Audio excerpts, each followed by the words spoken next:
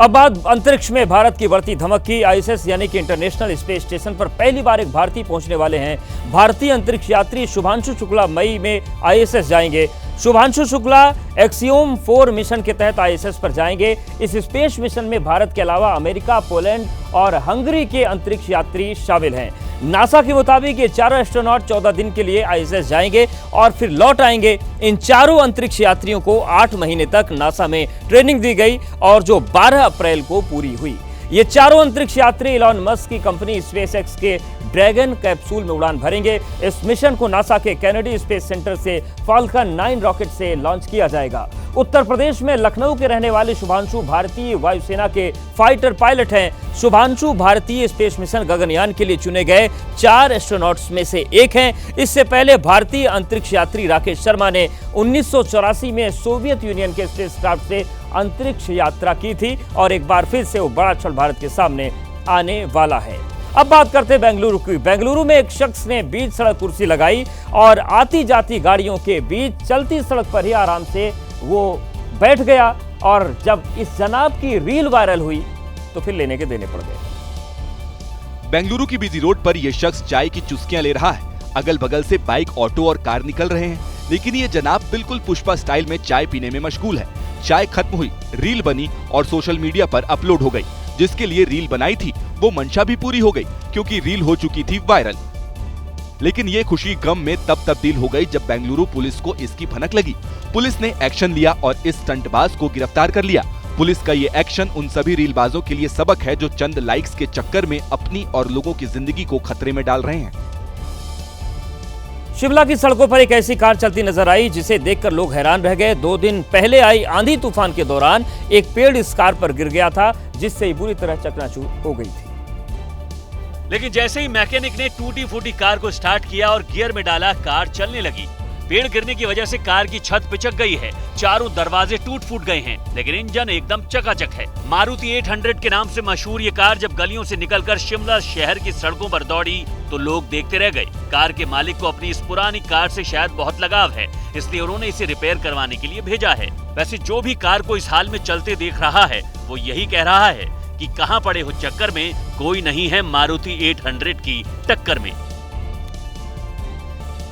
उत्तर प्रदेश के मैनपुरी में एक दुल्हन ने दूल्हे को देखकर शादी से इनकार कर दिया। आरोप है कि दूल्हा शराब पीकर आया था और उसने जयमाला के वक्त गालियां भी दी थी। जिसके बाद दुल्हन को अपना भविष्य अंधकार में दिखा और उसने फौरन शादी का फैसला बदल लिया।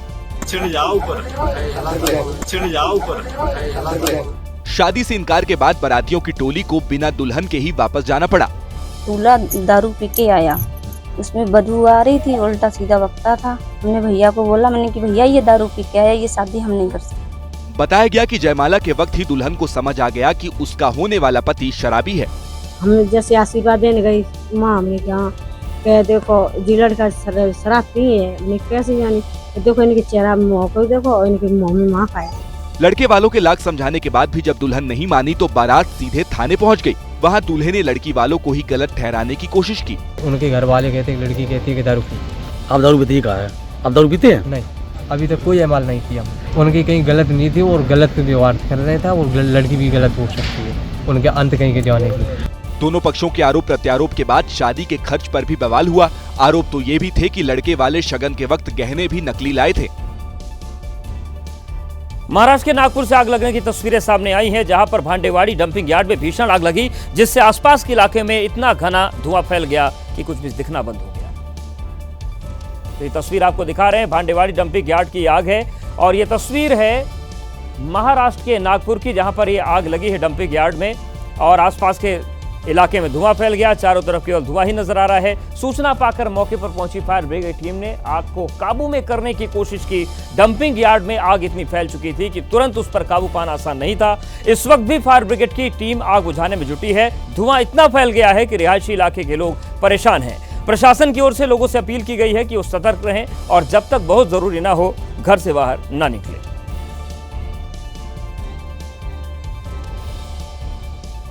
सपा अध्यक्ष अखिलेश यादव ने आज आगरा का दौरा किया। यहां पर उन्होंने संसद में राणा सांगा पर टिप्पणी कर चर्चा में आए पार्टी सांसद रामजी लाल सुमन से मुलाकात की।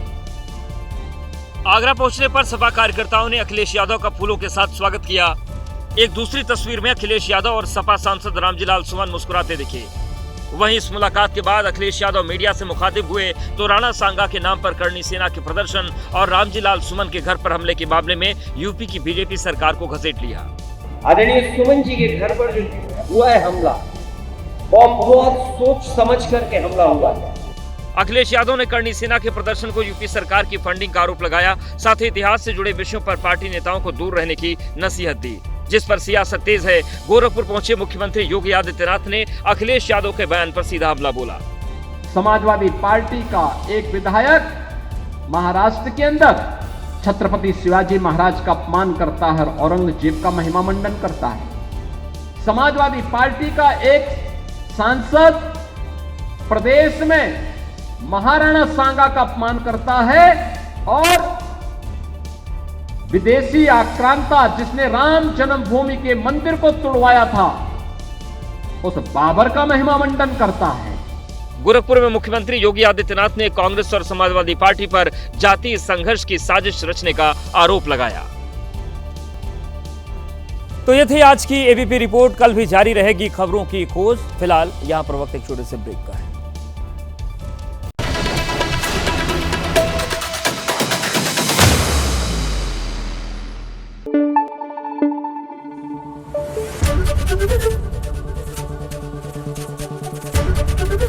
एबीपी न्यूज आपको रखे आगे।